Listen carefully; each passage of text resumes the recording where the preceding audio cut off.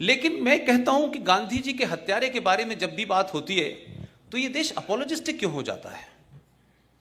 चर्चा होनी चाहिए उसके ऊपर। और ये कौन लोग कर रहे हैं? जो उसामा जी कहते हैं, हफीज सईद साहब कहते हैं, वो कह रहे हैं कि गॉडसे आतंकवादी था। गॉडसे ने गांधी जी को क्यों मारा, इस पे बहस क्यों नहीं होनी चाहिए? उसका परिणाम कुछ भी निकले, मैं ये नहीं कह रहा कि वो सही किया गलत किया, लेकिन इस पे बात क्यों नहीं हो सकती? दिल्ली यूनिवर्सिटी के बीए पास के कोर्स के अंदर अगर यह पढ़ाया जा सकता है कि रावण की छींक से सीता पैदा हुई, यह कोर्स में पढ़ाया जाता है दिल्ली यूनिवर्सिटी के, इस पे चर्चा हो जाने पे किसी को तकलीफ नहीं होती, इसको कहने से कोई नहीं डरता। लेकिन गांधी जी के बारे में गॉडसे ने क्यों मारा? क्या गॉडसे कोई क्रिमिनल था? गॉडसे ने उससे पहले कोई 40-50 हत्याएं की थी? क्या उसका कोई ऐसा बैकग्राउंड था? तो इस पे चर्चा क्यों नहीं होती भाई? और अगर गॉडसे ने जिस भी कन्विक्शन के तहत मारा गया, लेकिन किसी भी कानून के तहत किसी भी हत्या को जस्टिफाई नहीं ठहराया जा सकता।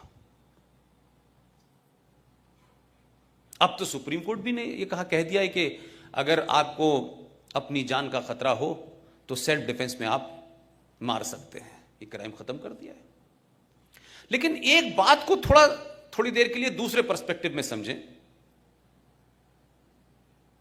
एक नेता ने अपने देश को भरोसा दिलाया और पूरी ताकत से कहा कि पाकिस्तान अगर बना तो मेरी लाश पे बनेगा।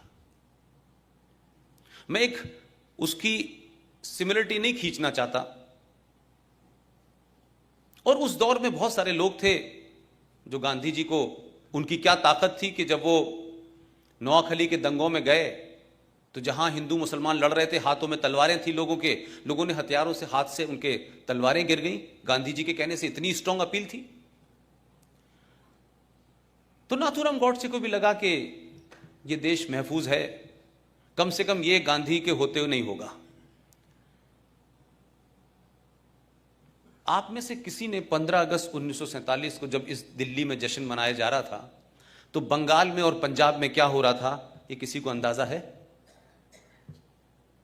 ये क्यों नहीं देश को बताया गया? और हिंदुस्तान के कौन से डॉक्यूमेंट में लिखा है कि 15 अगस्त 1947 को भारत आजाद हुआ था? कोई डॉक्यूमेंट नहीं है सरकार के पास। नेशनल आर्काइव दिल्ली में चले जाएं, उसमें लिखा है 15 अगस्त 1947 को ट्रांसफर ऑफ पावर हुआ है। लेकिन हम गीत गा रहे हैं आजादी के। लिहाजा गांधी जी ने जो भरोसा देश को दिया, कोई तस्वीर ऐसी याद है हिंदुस्तान के किसी छोटे बड़े अखबार में कि जिस दिन 15 अगस्त को झंडा फहराया जा रहा था तो गांधी क्या कर रहे थे? गांधी थे कहां बैठे हुए थे? कोई प्रतिक्रिया है उनकी?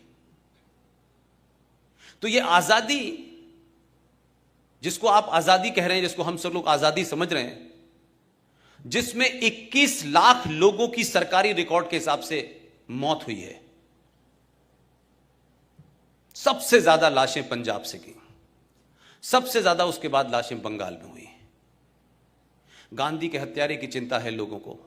21 लाख लोगों का मर्डर हुआ, 21 लाख लोग मारे गए, उनका जिम्मेदार कौन है? उसकी भी कोई जिम्मेदारी लेगा कि नहीं लेगा?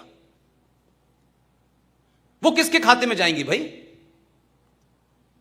और क्या इस देशवासियों से पूछा था आपने कि हम एक लाइन खींच देंगे पंजाब से और एक लाइन खींच देंगे बंगाल में और ये मुल्क को हम बांट देंगे? ये किसने तय किया था? कौन कॉन्स्पिरेटर थे? क्या गांधी जी को नहीं पता? क्या गांधी जी की सहमति से नहीं हो रहा था? कि गांधी जी को नहीं पता था कि कौन कौन लोग इसमें शामिल हैं? तो गांधी जी की क्या प्रतिक्रिया थी भाई? अंबेडकर से उनका किसी बात पे विवाद हो गया